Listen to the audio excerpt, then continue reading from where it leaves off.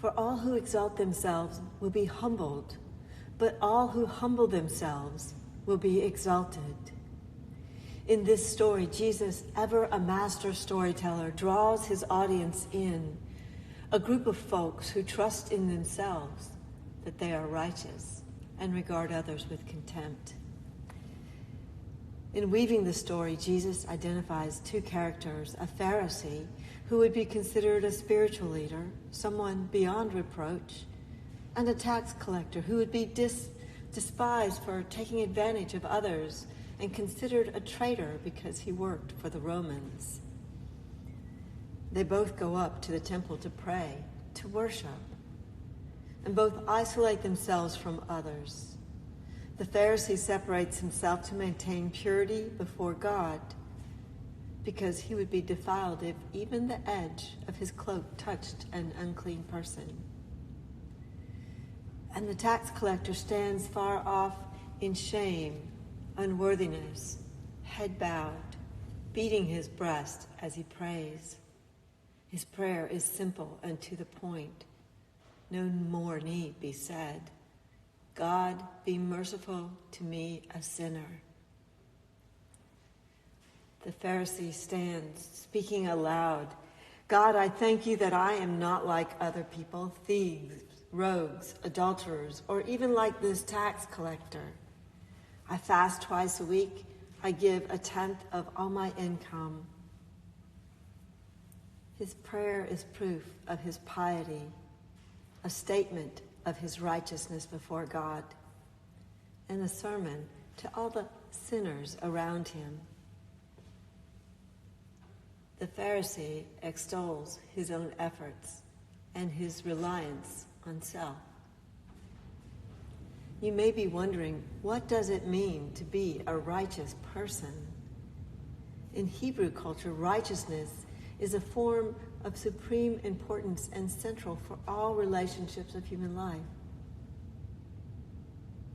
It is the standard of relationship with God, fellow human beings, even for human relationships to animals and all the natural environment.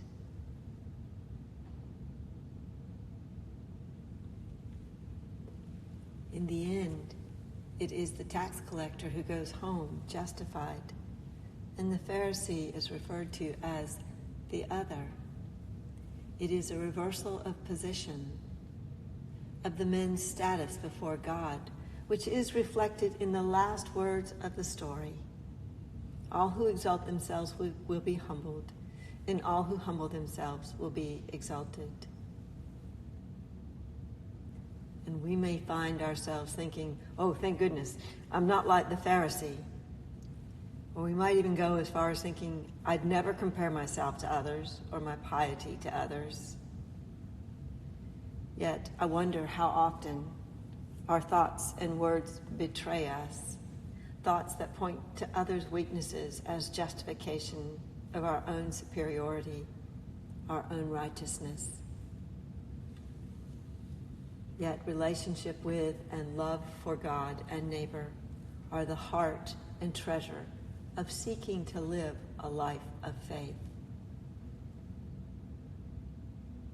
In this story, we see ourselves reflected in the hubris of the Pharisee and in the humility of the tax collector.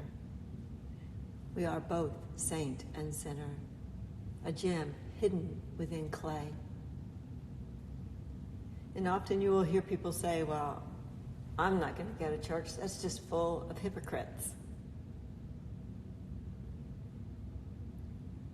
The church is a place that the brokenness of the world comes to. And we all have broken bits.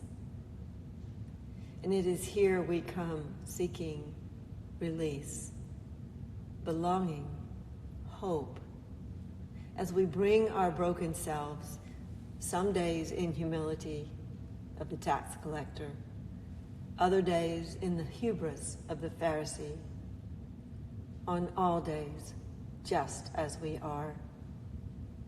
But we come. We come to gather with a group of other people who have faults and are just as broken as we are, knowing within each soul There is a beauty seeking to be revealed, a gift necessary for the completeness of the whole of our worship, our prayer, our community. We need one another to live a life of faith.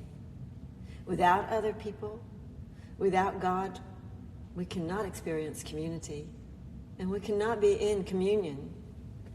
Just as Jesus was relational, being a Christian is relational. And going back to the saying, the Hebrew understanding of righteousness, or being righteous, it is relationship with God, with our fellow human beings, with all creatures, with all creation. Others remind us who we are, and that we are beloved all the time. So be who you are. Come as you are. Embrace one another. And know we're all human beings striving to grow in love and faith. And sometimes our rough edges are exposed and we fall from grace. Come as a rough gem covered with dirt, encrusted in clay. With each week, be present to the love of God expressed through imperfect souls just like you. And watch and wait and experience the work of the Holy Spirit as the dirt casing is chipped away and the edges are smoothed and the beauty of each multifaceted soul is revealed. Saints and sinners, we are both tax collectors.